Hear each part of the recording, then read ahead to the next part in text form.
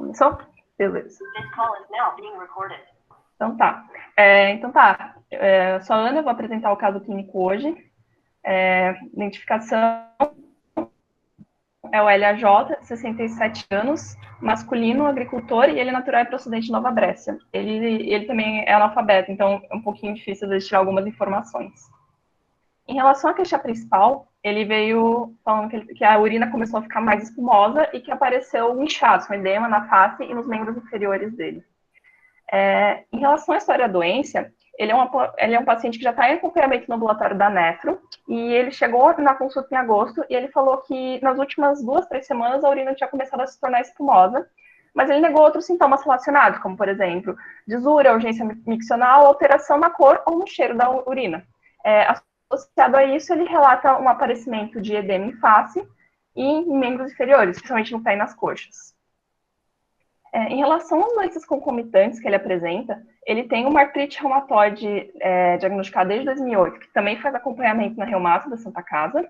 Ele tem hipertensão arterial sistêmica, doença hemorroidária, que ele fez uma hemorroidectomia em 2015, e ele teve um quadro de glomerulosclerose segmentária focal, diagnosticado em 2002 através de biópsia renal lá no São Lucas, e ele começou a fazer tratamento, mas ele se tornou corticoide dependente, ou seja, toda vez que tentavam fazer a redução do corticoide, ele piorava a proteinúria.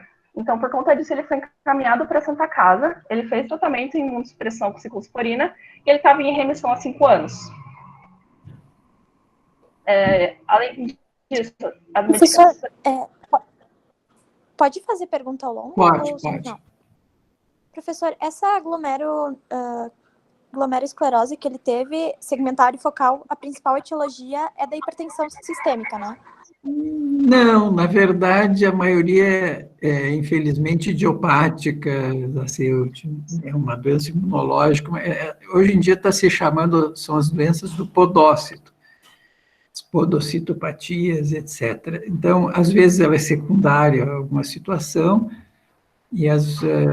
ou quando não se acha uma dessas situações, daí a gente chama idiopática.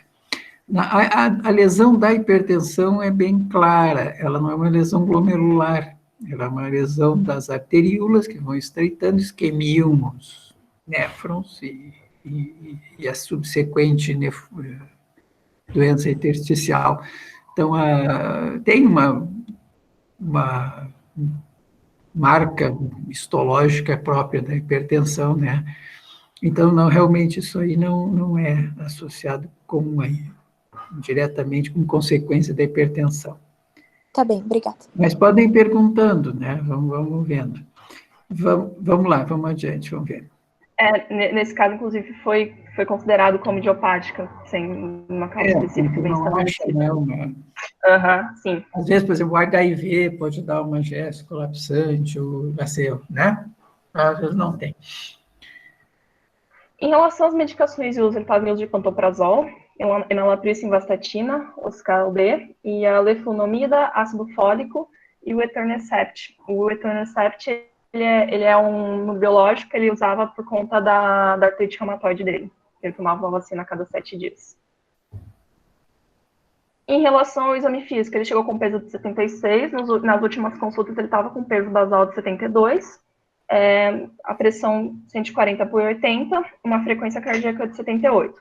Em relação às extremidades, ele apresentava um edema cacifo, 3 cruzes em ambos os membros, e as extremidades estavam meio perfundidas e aquecidas.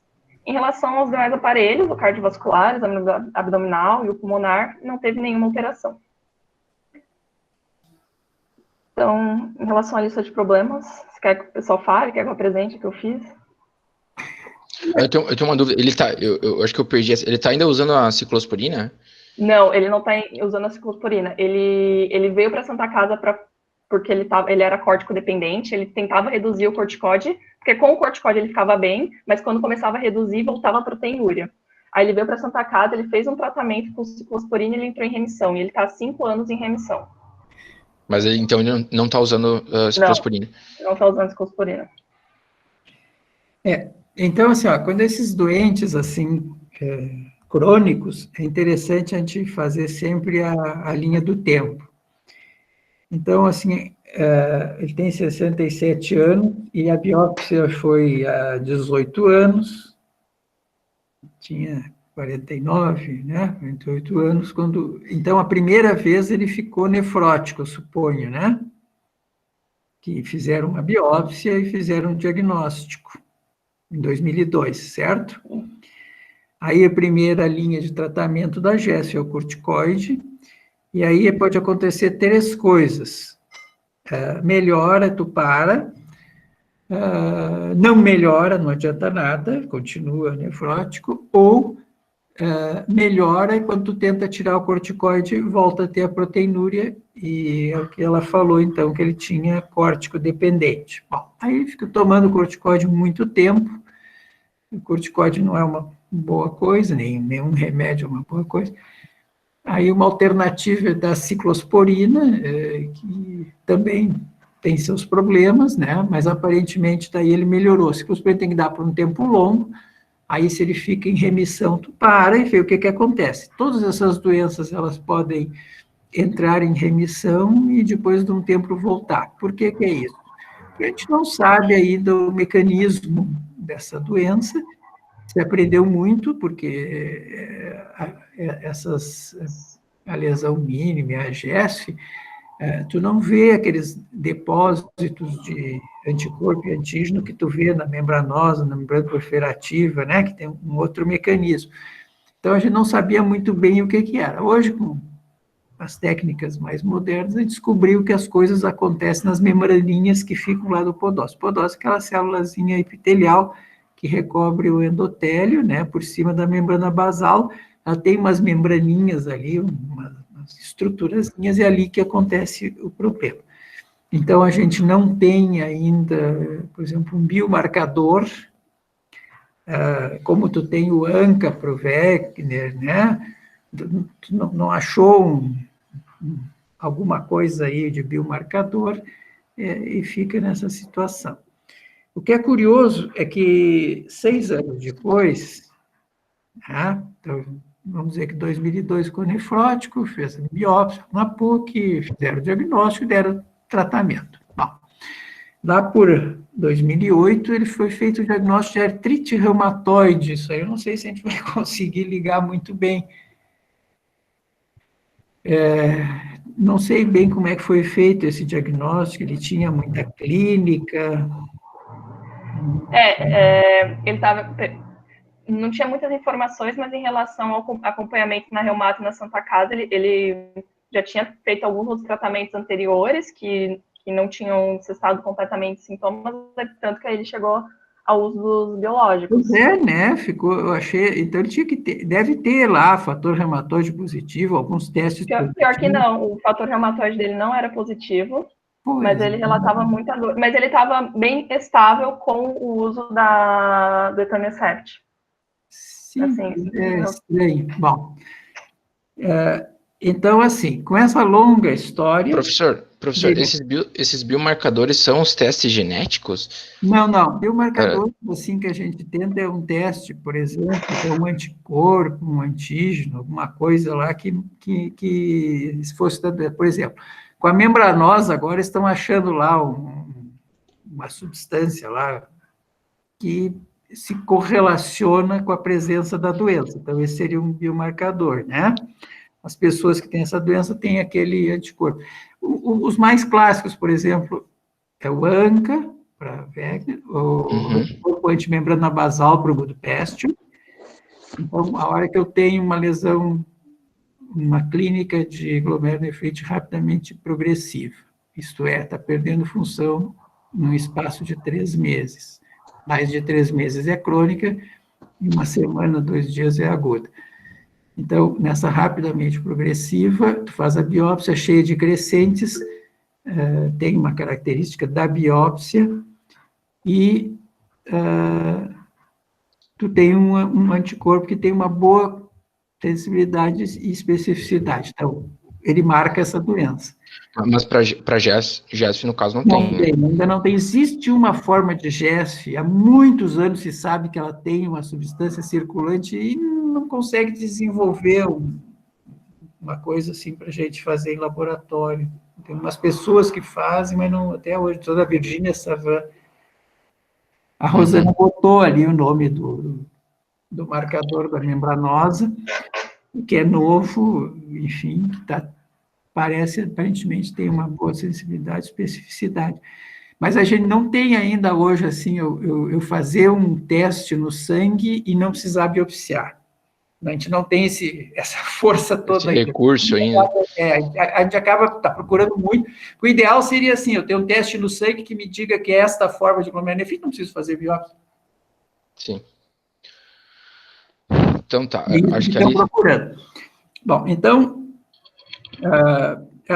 com o paciente, assim, ela diz que ele não informa bem, mas essa é quase que a regra, tá? É quase que a regra que a gente tem de obter informação do paciente. O que o paciente pode contar, assim, se dói, se incha, mas, assim, as coisas que fizeram com ele é muito difícil, às vezes, de ele entender.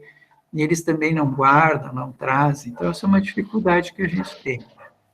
Sim. Bom, agora a pergunta da Ana é o seguinte, neste momento da vida que ele chegou queixando que está todo inchado, o que mais que tu disseste na primeira slide lá? Então, a urina espumosa. E a urina espumosa. Tá, qual é a ideia? O que pode ter acontecido com esse cidadão? Uma crise de artrite reumatoide? Acho que... Ou ter voltado. Exatamente, acho que voltou. Voltou. Como é que tu... Então, faça esse caso. Eu vou te dar... Tu tem que pedir um exame para saber se ela vai te dar esse exame, vamos ver se ela não é. Depois vai precisar mais 2 exames.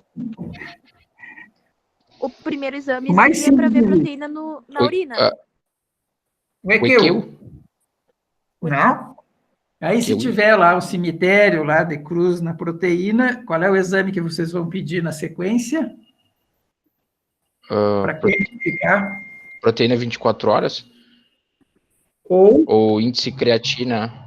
Proteína dividida pela creatinina numa amostra de urina. Tá? Que equivale a uma urina de 24 horas. Tá. Bom, tá, então, não sei, vamos ver teus problemas. Eles disseram que ele voltou a ter uma síndrome nefrótica. Sim, então foi isso, né? Ele chegou com uma urina espumosa, um edema fácil em membros inferiores e aumento de peso, provavelmente por conta desse edema. Além disso, ele tem uma artrite reumatoide, ele está em uso de biológico, da Etanercept. Ele tem uma GESF que já está em remissão há 5 anos e uma hipertensão arterial sistêmica. Então, em relação aos exames complementares, aqui a gente tem o EQU da consulta. Deixa os guri olhar e vamos ver que é um voluntário que vai olhar para nós e dizer. A densidade está quanto? Densidade 1,28, normal. 1,28, uma urina, uma boa amostra, é isso que a gente pode dizer. Tá, pH bom, tá. pH normal. Não tem nitrito. Albumina, 4 cruzes. Então, isso aí tem que chamar muita atenção. Nesse momento, há um circuito na medula, não chega nem ao cérebro, que tu já escreve com a mão que tu pediu proteína de 24 horas ou IPC. Tem que ser assim, reflexo condicionado. Medular. Medular. Viu cruz nas proteínas? Quantifica-se. Glicose não tem, corpos cetônicos não tem, urobilinogênio não tem, bilirrubina não tem, hemoglobina não tem, esteroide leucocitário não tem. Daí vamos olhar o sedimento, que é, então, a microscopia. Ele tem, não tem leucócitos, não tem hemácias, então, e tem cilindros e alinos epiteliais e graxos. Então, basicamente, o que tem nesse QU? Lipidúria. Não. Assim, a lipidúria é consequência da coisa principal. Esse aqui eu tenho o que, assim, que chama atenção lá? Riscou. Proteinúria. Proteinúria grande. Provavelmente, se a hipótese de vocês estava correta, que é uma síndrome nefrótica, os graxos vão fazer parte do diagnóstico. Uhum. Bom, não, ela fez outro aqui, né? Eu trouxe só um comparativo da penúltima consulta dele, que foi antes de começar o quadro, que ele já tinha um quadro um pouco basal. Já tinha 3 cruzes, né? E agora com 4. O hemograma... O hemograma não interessa muito nesse momento, tá? Daí, assim, a primeira coisa, vamos ver a quantidade da proteína. Vamos tentar fazer assim na loja. Então, a Cláudia botou calculado... Não, né? Tu fez a conta? Não, eu coloquei aqui das últimas 3 consultas.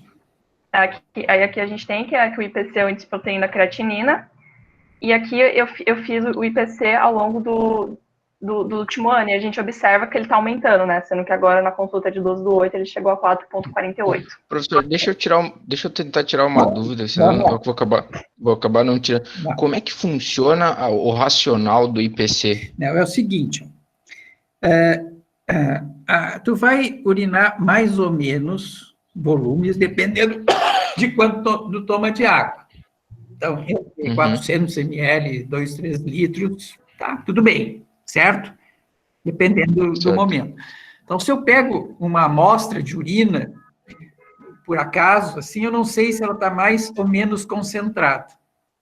Alguém já pensou em fazer a proteinúria com a densidade, tá? Seria até uma alternativa, assim, não foi muito para adiante. Bom, por outro lado, a creatinina é o produto do metabolismo muscular, é um resíduo do metabolismo que depende da quantidade de células musculares que tu tem no teu corpo e que tu, estando com uma função fixa, tem que sair por dia aqueles 20, 25 miligramas por quilo de peso por dia. E foi aquela produção que tem que ser eliminada, porque ela só sai 90% pelo rim, tá?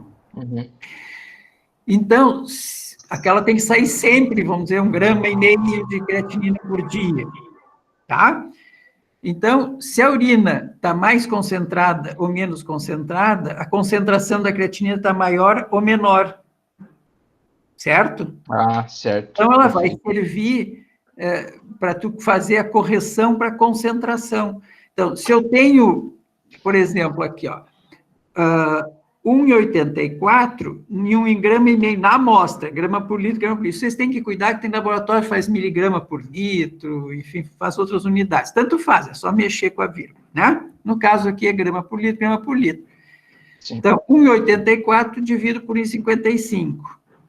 No outro dia era 2,43, ele está sempre, a urina dele é sempre um pouco concentrada. Às vezes isso aqui, o grama por litro é 0,5, 0,8, certo? Certo. Então, o mesmo valor da creatinina, dependendo disso, pode ser mais ou menos. Vamos fazer um exemplo. Por exemplo, se o 9,67, em vez de 2,16, fosse 1, quanto é que ia ser? 9,67. Ia ser 9,67. Como era 2, foi 4,48. Então, a creatina corrige para concentração. Isso aí funciona bem, é muitos anos que eles têm usado, todo mundo aceita, enfim, é bem aceito.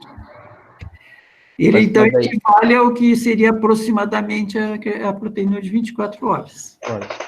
Bom, agora, a Ariana e longe, um de vocês vai me dizer, então, ele tinha edema, tem uma proteinúria maciça, 4,48, eu quero fechar o diagnóstico da cinefrótica, peçam mais 3 exames, 2 exames. Eu tenho edema, tenho proteinúria maciça. Qual é o outro exame que vocês querem saber?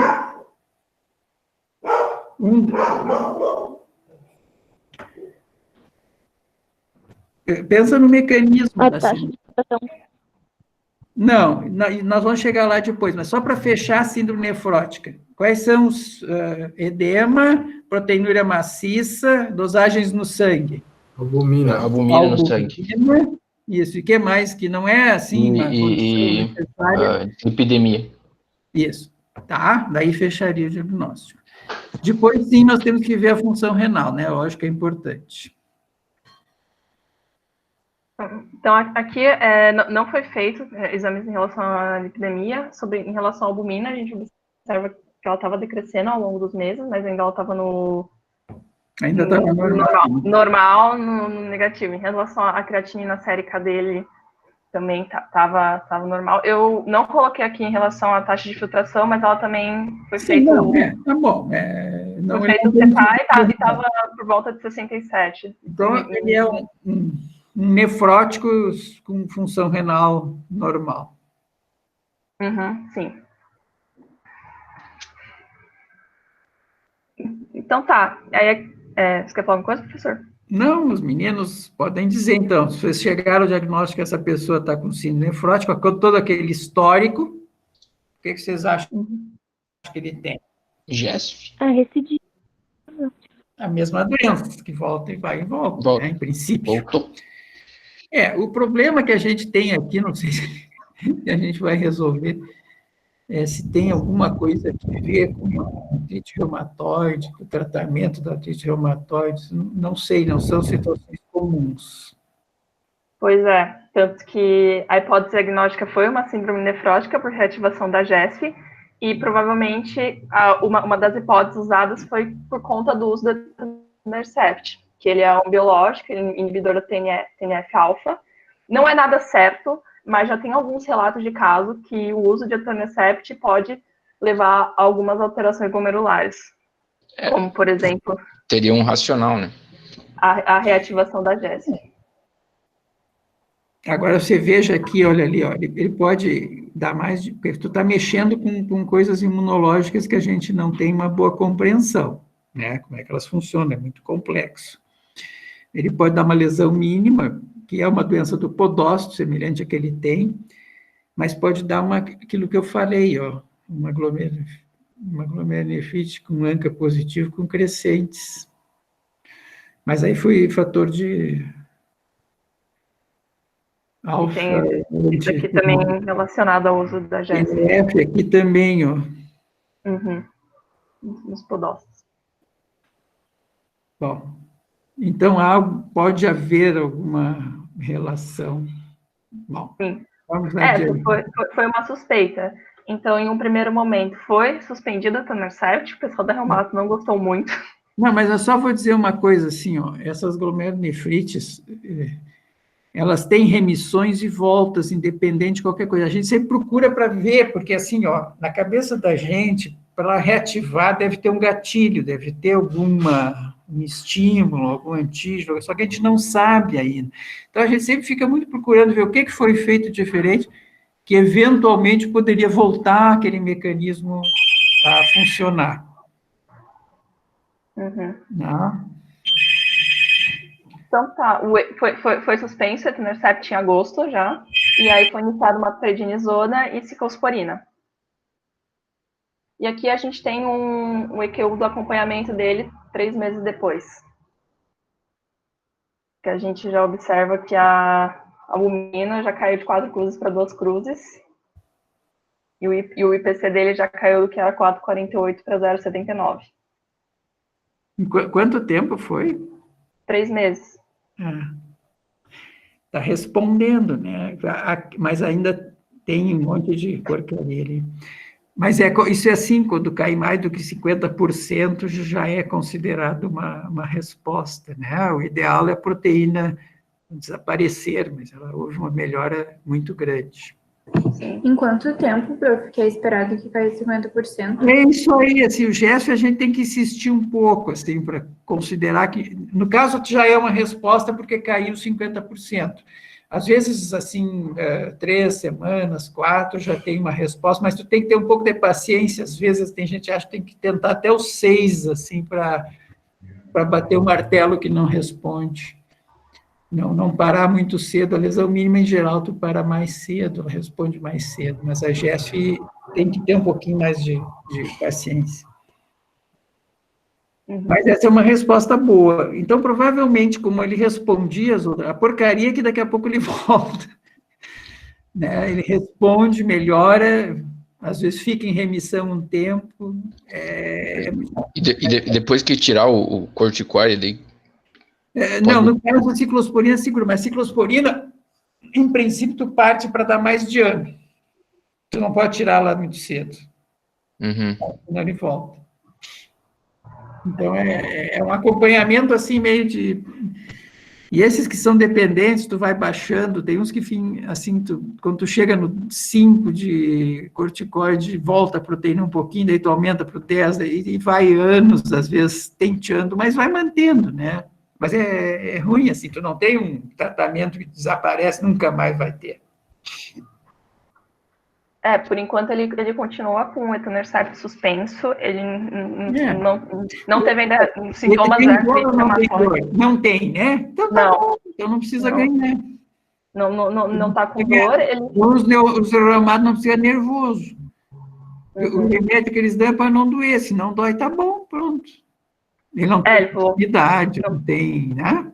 É mais seguro, né? Porque tu não tem certeza. Então, quando há uma coisa assim, diz, bom, a única coisa diferente que aconteceu foi essa, bom, deixa fora, então, porque lá tem as interações.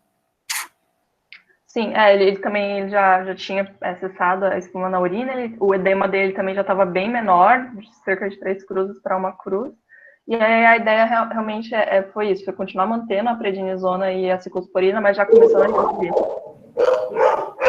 Já reduzindo. Vocês vejam, a gente, cada caso é um caso, né? A gente não tem... O mais difícil nessas doenças é o prognóstico, porque às vezes elas melhoram, voltam, não melhoram, enfim. Tu não tem também um bom score, uma boa maneira de prever o que vai ser o futuro. E nunca se esquecendo daquele produtor de Hollywood que dizia, essa coisa de prever o futuro é muito difícil, especialmente sobre o futuro.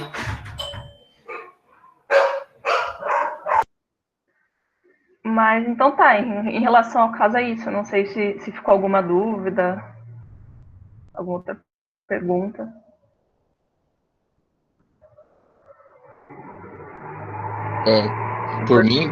Por hora nenhuma, mas achei bem legal o caso, assim. Esse é um caso relativamente padrão da história. Ô, prof, então, para ter a síndrome nefrótica, não necessariamente então, vai estar com hipominemia e dislipidemia. Não, mas elas não são assim... Elas costumam... É que ele estava começando, vocês pegaram ele cedo ainda, entendeu? Ia ser mais tempo para começarem a aparecer. Então, elas não excluem o diagnóstico. Mas a gente sempre faz, porque no caso mais grave, todas estão presentes. Né? Porque, na verdade, a albumina e a hiperlipidemia são consequências... Da perda. Da perda. Então. Sim, é uma coisa um pouco mais tardia. Vocês sempre peçam essas coisas, né? Então, assim, está com edema, pedi um EQU, tem muitas cruzes, quantifico, deu uma cissa, daí tu pede albumina e os lipídios. Eles não excluem a presença da doença. Uhum.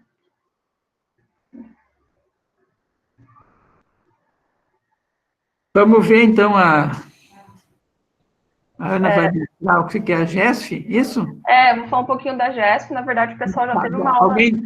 Todo mundo até aqui, tudo bem? Bem? Até aqui tudo bem. Então, agora ela vai falar da GESF, que é a doença histológica básica dele, tá? Em relação à GESF, vocês tinha uma aula semana passada no Moodle, e aí a professora sugeriu, para complementar os estudos no artigo, que era essa coisa de diferenciação do tipo que vocês até questionaram, qual que era a etiologia dessa doença dele. Então, ao invés de falar exatamente todas as características da doença e se tornar uma coisa um pouco repetitiva, eu peguei os pontos principais desse artigo só para mostrar para vocês algumas outras abordagens diferentes, tá? Então tá, uma pequena introdução em relação à GESF, a glomerulosclerose segmentar e focal. Ela é uma lesão histológica, a gente não consegue apenas com a história e com o exame físico falar é uma GESF, né? Então, é sempre necessário fazer uma biópsia. E, conforme o professor já tinha falado anteriormente, ela é conhecida como uma podocitopatia, porque ela é caracterizada por alteração e depleção dos podócitos, então alteração na conformação deles. E por que ela se chama GESF, né? Ela tem essa característica, que ela está localizada pelo menos sempre em um glomérulo no segmento da biópsia, então você pega uma biópsia, pelo menos um glomérulo afetado, então ela tem um foco, ela é focal, e sempre dentro desse glomérulo, ela tem apenas um segmento acometido, por isso que ela é uma esclerose numa parte segmentar, por isso que ela chama GESF. Em relação aos podócitos, apenas para a gente relembrar um pouquinho de como que funciona, a gente sabe que o glomérulo ele é formado pelo endotélio, a membrana basal e os podócitos, que são essas pernas que fazem toda a estrutura em relação à filtração.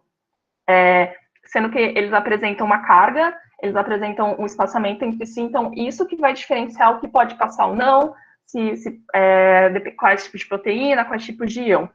Por isso que se a gente tem uma alteração ou uma depleção nos podócitos, pode ter o aparecimento clínico, como, por exemplo, a proteinúria. E é isso que a gente vê aqui, nesse caso, que foi essa esclerose, que a gente observa nessa parte aqui do glomérulo, tá? Então, tá. O artigo, ele fala pra gente que a GESF, ela pode ser diferenciada em 3 grandes grupos. A primária, que é a idiopática, que não se sabe exatamente o que é, mas se fala que algum fator circulante no corpo, como, por exemplo, uma citocina, que afeta esse glomérulo. Já existem mais suspeitas em relação a isso, porque existem casos de pessoas que fizeram o transplante e voltaram a ter essa mesma doença, tá? Já no caso secundária, ela é secundária a alguma coisa. Então, pode ser algum fenômeno adaptativo, por exemplo, pessoas que têm uma massa renal um pouco menor, que têm alguma agenesia, tem um rim único, alguma infecção viral, conforme o professor tinha falado, como, por exemplo, citomegalovírus, hepatite, HIV, ou o uso de algumas drogas, como, por exemplo, heroína, tem questão com lítio e algumas outras. Já a causa genética, ela pode ser diferenciada em 2 grandes grupos. Ela pode ser uma causa genética, que é uma alteração limitada apenas ao rim, ou uma síndrome, que além da alteração da GESF, ela tem alteração em outras partes do corpo. Tá?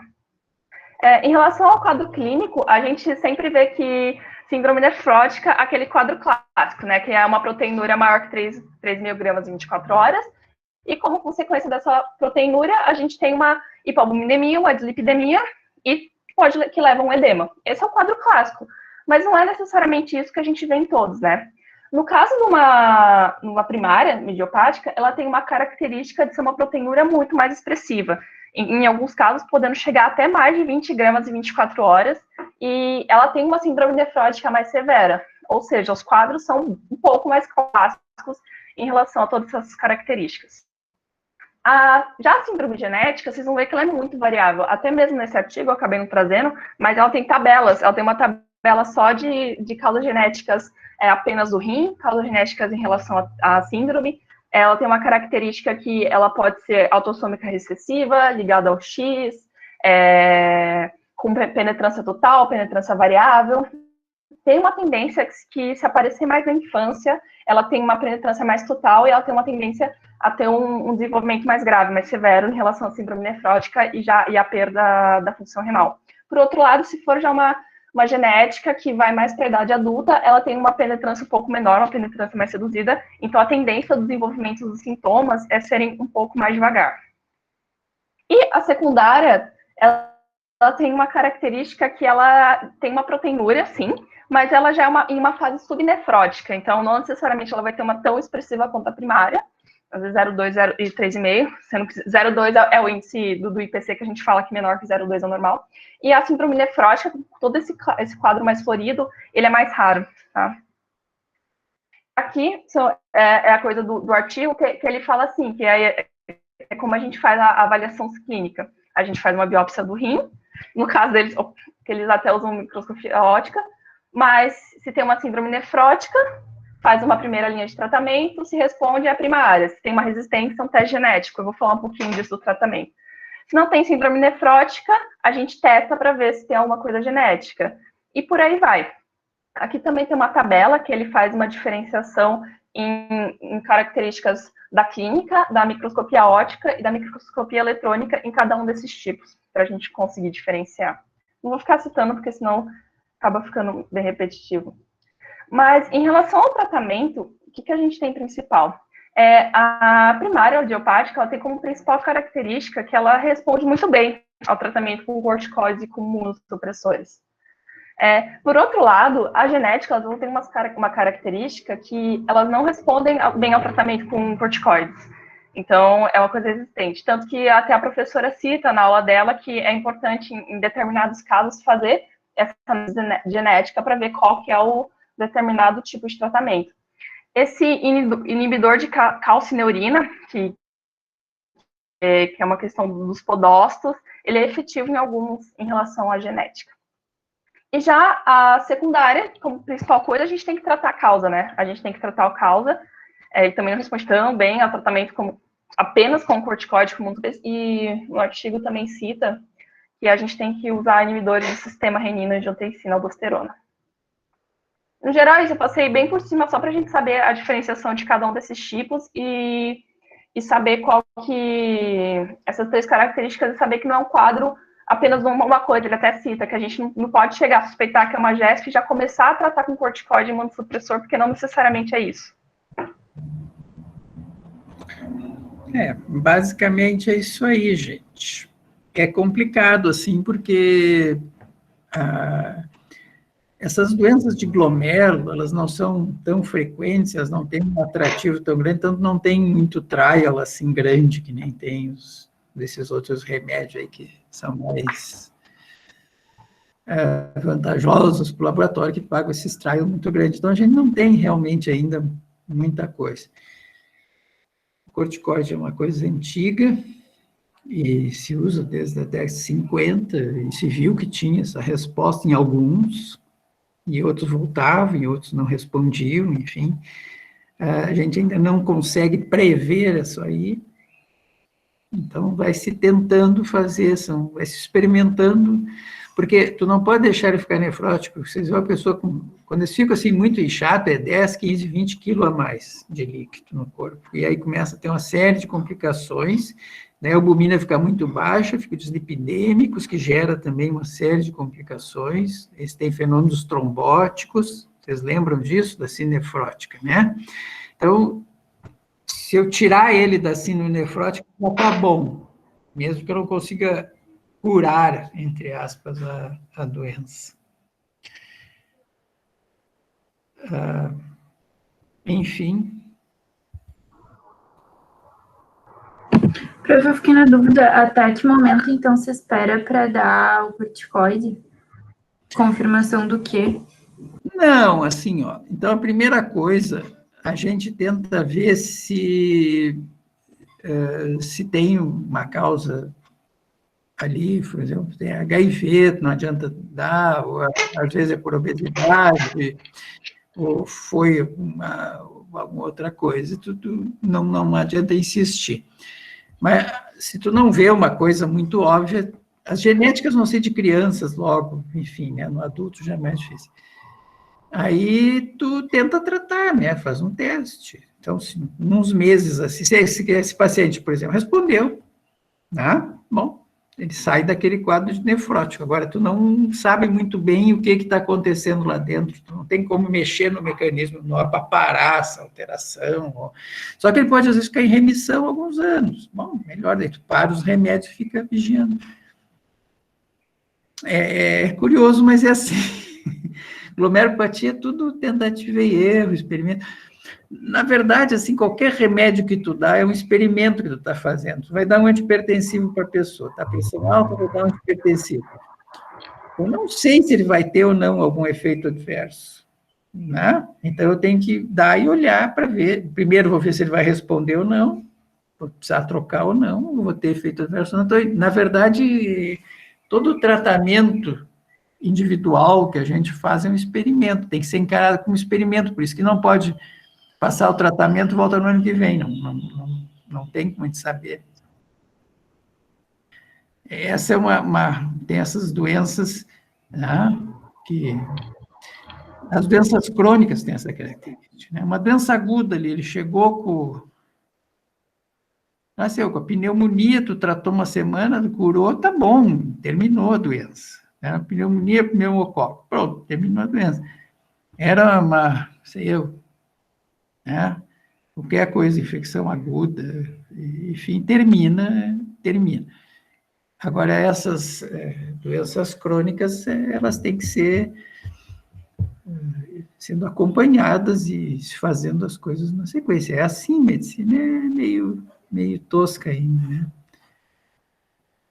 Eu não tenho uma maneira de... Eu comparo, lógico, tu compara, por exemplo, que os caras calculam para tirar um foguete que vai levar 5 anos e que vai descer lá, não sei qual é o planeta, e não vai errar meio metro, na ponta do lápis, ou do computador. Entende? Essa é uma... Por quê? Porque as leis do Newton são leis da natureza que a gente conhece e que são calculáveis, né? Mas um corpo humano é uma complexidade, assim, muito grande. A gente não tem o conhecimento, pelo menos essa parte imunológica, né? Não tem o conhecimento exato de tudo. Então, não tem como eu fazer uma determinação do que vai acontecer a partir de... É a diferença, né? É isso aí, vocês têm que se acostumar. Mas a gente tem assim, a gente tem que, por exemplo, na nefrologia, se vocês pedirem o EQU, a creatinina, o exame de imagem, vocês vão sempre acertar todas as síndromes. Na hora que eu estou na síndrome, por esse paciente vocês acertaram, é uma síndrome nefrótica. Bom, aí eu já tenho um caminho, biopsia, não biopsia, a biópsia deu isso, e aí eu tenho um certo caminho para chegar. Nem sempre eu vou ter etiologia. Então, sempre que a gente tem o nome primário, idiopática, essencial, ele não sabe o que é. Não, na verdade, ele não sabe o que é. Mas eu tenho aí eu tenho bastante observações para saber mais ou menos alguma coisa sobre os pacientes.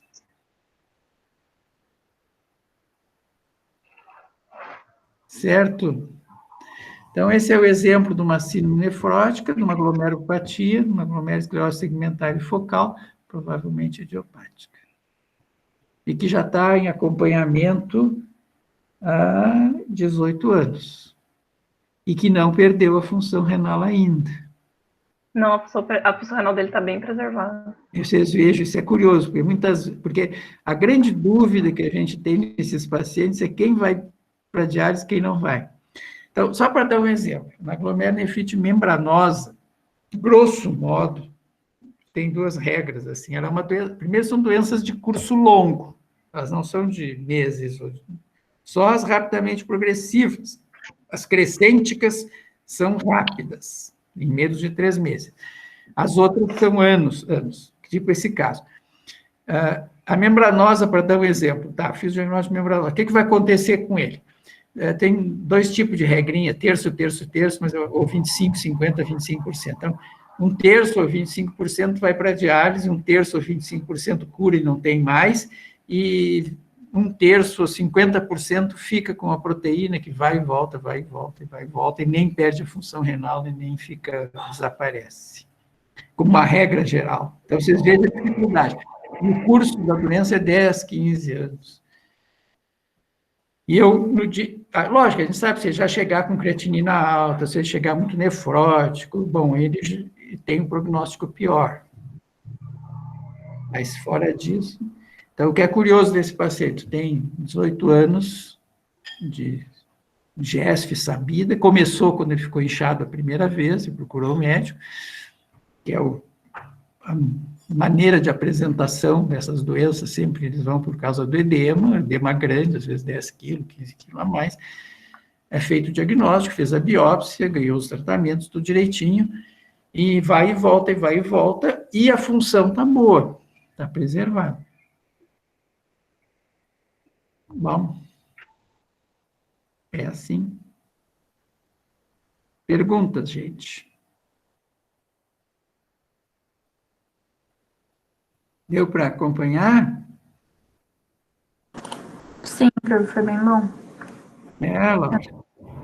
Então, tu acha que tu consegue fazer um diagnóstico de nefrótica se aparecer um inchado no posto?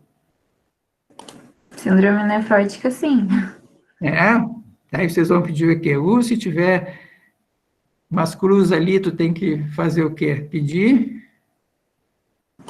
A proteinúria e creatininúria de 24 horas. Se tiver uma proteína maciça, aí tu está no caminho, daí vai adiante. Já pode. A Laura vai acertar tudo, professor. Ah? A doutora Laura vai acertar tudo. Espere, o Diego também aí, espero que todo mundo. A síndrome nefrótica é a mais facilzinha que tem. É sempre igual. Há 50 anos que eu vejo esse negócio, é sempre a mesma coisa. Depois complica, às vezes tu não sabe lá adiante o que é, mas começa assim, inchado, com ou sem perda de função renal, com ou sem hipertensão, proteinúria, às vezes tem hematúria, né? Tem outras coisas, e aí as biópsias são aquelas ali que vocês conhecem, lesão mínima, GESF, membrana proliferativa, membranosa, enfim. E é isso aí. Assim, e tu sabe que o que me apavora é que hoje em dia, por exemplo, quando ele chega no nefrologista, ele passou por 3 ou 4 médicos. O que eles conseguem fazer? O que eles conseguem fazer? Por exemplo, estão inchados e mandam fazer uma eco para ver se tem trombose do membro inferior, porque não examinaram direito, não viram que é nasarca. Ou então, no posto, eles vão lá e dão um remédio para alergia, aí, um antihistamínico.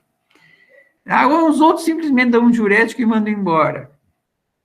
Daí o cara vai, não vai, 2, 3, daí chega, alguém descobre que é uma síndrome nefrótica. A hora que eu sei que é uma síndrome nefrótica, eu vou tirar o sal, eu vou dar diurético, eu vou controlar a hipertensão, vou usar né? Eu já sei um monte de coisa antes de... Aí eu vou decidir se tem ou não que fazer a biópsia para tentar chegar na etiologia, e aí tu tem realmente um caminhozinho. Mas o primeiro estalo, assim, é se dar conta se é que isso...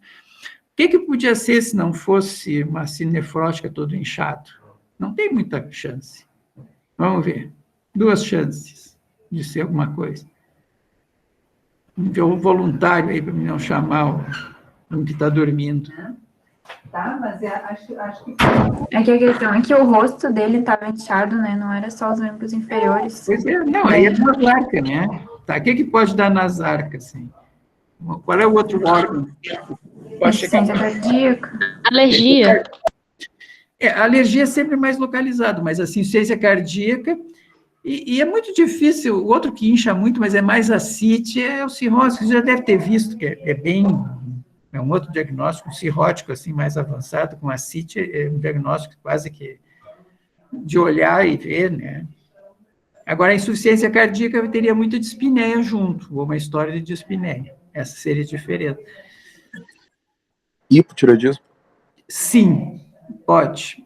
Hoje em dia, com os testes que se fazem e tratam todo mundo, até quem não tem, eu não vejo, mas há uns 30, 40 anos, chegava, às vezes chamavam para nós da nefro, que estava toda inchada, tu chegava lá, tu via que era um pouco diferente, eram os casos de hipotireoidismo grave, com derrame pericárdico, assim. Sei que as pessoas também não tinham muita assistência, ficavam muito tempo sem... Faz muitos anos, assim, que eu não vejo, porque hoje em dia, dose do TSE até nos cachorros na rua que passam. Mas, com certeza, poderia. Os outros edemas, em geral, vão ser localizados, é só no braço, na perna. O alérgico, assim, também, ele tem algumas características, né, em geral, que chama atenção, agudo, enfim, tem localizações, porque o característico nefrótico é assim, que ele quando ele vai no médico, às vezes ele já está bem inchado, ele não tem dor, não tem nada, ele não se preocupava muito. Ele não se preocupava muito. É muito plantão para fazer. É muito parte. Entende? Então, vamos ver mais alguma coisa, hein? Talvez o uso de alguns tipos de corticoide, professor? Como assim? Tá, depois tu fala com ele, então. Alguns corticoides. O que tem? Causam um edema de face, né? Fica até com a face... Aí, assim, ó, ele fica com a face em lua cheia, fica com uma giba e fica com estrias. Mas assim, todo edema nefrótico sempre vai ter lá na perna. Entendeu? Porque o edema sempre se distribui pela lei da gravidade. Né? Então, E por que o nefrótico incha a face e o cardíaco, em geral, não incha? Vamos ver quem é que sabe essa. Porque é muito característico nas fotos do Nefrote botar aquela criança, aquele jovem, assim, com o zoinho inchado, quase fechado, a cara inchada. Principalmente de manhã, de tarde melhora. E o cardíaco, em geral, não tem na face. Porque à noite tem menos resistência. Para quem tem insuficiência cardíaca, à noite fica um pouco mais fácil, porque não tem tanta resistência pela gravidade. Por que o cardíaco, como é que dorme o cardíaco grave? Sentado, quase. Ortopneia. Né? Quando tem muita falta de ar, ele procura, naturalmente, as pessoas descobrem que aquela posição é mais confortável. E aí, até, às vezes, eles dormem sentado com as pernas para baixo. Então, a face, em geral, de manhã não está tão inchada. Ele não tolera ficar no decúbito baixo. Essa é a diferença. Porque o edema, o que é do ponto de vista fisiológico o edema? Qual é o que é? Ele é retenção de quê? Líquido no espaço extracelular? Sim, e para ficar no espaço, para uma água ficar no espaço extracelular, ela precisa do quê? Qual é o caso? Proteínas. Não, extracelular, em geral. Aumento das forças de Starling que causam a saída do líquido. Diminuição da... Sim, não, isso é para geral. Mas assim, ó, ele disse correto. O edema, quem é que expandiu? Foi o extracelular, o terço que é o extracelular, correto. Tá? Por que expandiu? Para expandir esse espaço, quem é que segura a água nesse espaço? Qual é o cátio? Qual é o cátio que segura dentro da célula? Qual é o cátio que segura fora da célula? Fora... De potássio? Potássio é dentro da célula, 150. Sódio fora da célula. Então, todo edema é um balanço positivo de sódio, gerado por mecanismos de insuficiência cardíaca, nefrótica, enfim, cirrose. Perfeito. Então, para expandir... Bom, então, esse líquido, que é o nosso líquido extracelular, 140 de sódio, ele segue a lei da gravidade. Né? Se tu fica deitado, ele vai para as costas, se tu fica em pé, vai para os pés, fica deitado de manhã, está mais na cabeça, enfim. No rocket science, meninos. Nada muito complicado. Não faça isso em casa. É? Certo? A gente tinha que virar, então, astronauta, professor. Por quê? Porque daí dá para calcular onde vai cair o foguete. Não, mas aí não é um astronauta, mas aí por que tu calcula aquilo? Porque tu tem as leis de Newton, que são absolutamente, né, todo o movimento dos planetas absolutamente calculável, né? E eu não tenho, assim, por exemplo, como é que eu vou calcular todas as proteínas do corpo? É muito complexo, né? Eu acho que eles obedecem a regras, mas são regras que estão... Talvez estatísticas, não é assim, eu não posso determinar exatamente hoje. Tem aquela teoria maluca, né? Que se tu soubesse hoje a posição de todos os átomos do corpo... eu conheço essa. A sequência, né? Tu saberia o futuro. Saberia o futuro, né? Mas Claro. Nosso pobre cérebro não tem como, né? Mas eu acho que isso é furada, prof. É? Porque mesmo se tu soubesse porque existe a perda informacional, né? Por exemplo, em buracos negros, outras coisas, a informação é perdida, né? É. Então, mesmo que tu soubesse, tu não ia ter garantia de saber, né? Não. E hoje, assim, hoje em dia, se tu chega na física das partículas e que entra as determinações e as probabilidades, meu Deus. Mas a proteína, ela é, na verdade, ela é mecânica, viu? Que ela funciona por encaixes, né? Então, ela talvez é uma coisa que a gente consiga. Só que tu tem, assim, mais proteína que gene, então não adiantou descobrir todos os genes, né? Tem como. Mas, enfim, a gente está lidando ainda com... A única coisa boa é o seguinte, vocês daqui a 30, 40 anos vão ter tanta novidade, tanta coisa que a gente tem para aprender ainda, meu Deus. Tomara, prof. Isso é divertido. Vai sempre aprendendo, né? Tomara que dê tudo certo. Vai. Certo, meninos? Então, tá, Certo, prof, muito obrigado. Vamos almoçar. Excelente aula sempre. E semana que vem, né, Aninha, já planejaram aí um casinho? Vamos ver.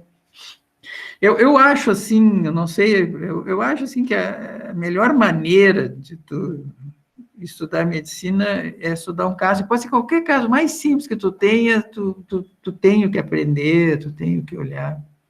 Fica mais interessante, né? Do que chegar e dar um esquema, Jéssica. Lógico que tu tem que ter um grau de conhecimento das doenças, senão tu não consegue nem fazer o diagnóstico. Certo, meninos? Então tá. Bom almoço, bom dia. Obrigada, Próxima prof. quarta-feira, mesma hora. Mesma Obrigada, hora. prof. Tchau, prof. Obrigada. Tchau, Tá tchau. bem. Tchau, professor. Tchau. Ana, tu tá indo aí? Ah, saiu.